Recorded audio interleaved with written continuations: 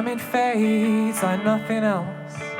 I'm forgetting your name, when in truth the fear now appears to sit within your place. Bradford's quite like misunderstood place, I guess you could say. Like, it's kind of suffers from a lot of stereotypes, and we're a very multicultural place. There's like a huge influence from that, I guess you could say, like culturally in the city. I've learned a lot of good lessons from having lived among like people from all across the world in quite a poverty-stricken kind of city. So yeah, like there's always something to learn there. I think always something to say.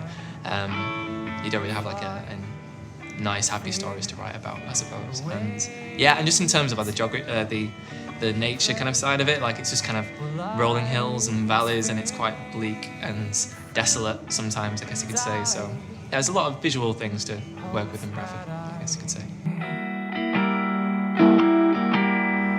I come from quite a musical family.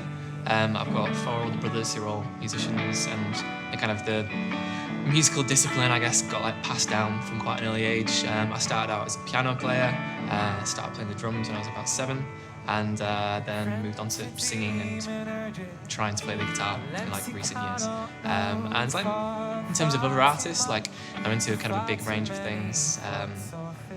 Folk-wise, like Elliott Smith, I guess like Jeff Buckley, Joni Mitchell, these kind of acts, but anything really with some soul and some integrity to it. So Nina Simone, punk rock, Refused, At The Drive-In, all these kind of bands. Like, yeah, I guess in like recent years I've been mostly influenced by the kind of indie, old folk scene, I guess you could say. But yeah, I like jazz, I like funk, punk, yeah. I think the best part is kind of being completely kind of vulnerable sometimes, and sometimes it can be very secure, you get to know people and make friends, but a lot of the time when you go away you don't really know what to expect, and generally that means that you kind of have to rely on the kindness of total strangers. Like one time I was in I think it was in Warsaw, and the promoter was actually really drunk and he was a bit unhelpful.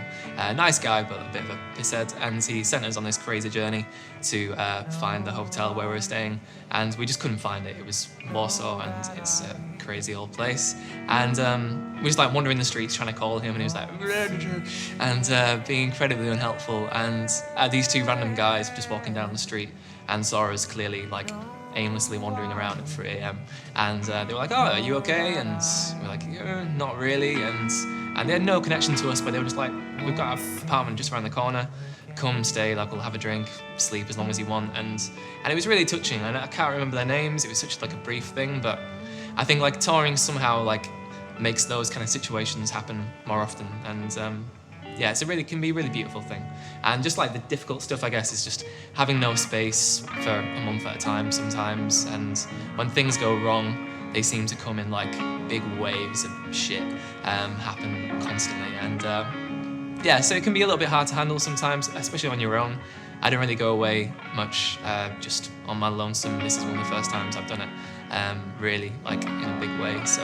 But yeah, usually you've got friends around you, and as long as you're kind of being cool to each other, you can share those problems. But little molehill kind of problems become pretty big mountains of shit quite easily if you let them. So why acoustic? A lot of it's kind of quite logistical and pragmatic. Like, I've played in bands since I was 7, and it's great. I love playing in bands, but organising people and trying to get rehearsals together and tours can be really, really difficult just because of people's schedules and all this kind of thing. So, yeah, and actually I was studying music, and I realised that I'd never really done anything on my own before.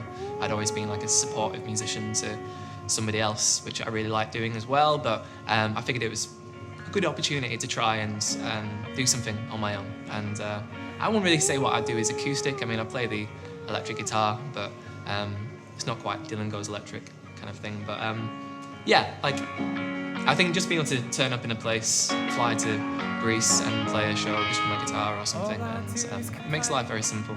And yeah, and it can come in many forms. Interesting way of playing.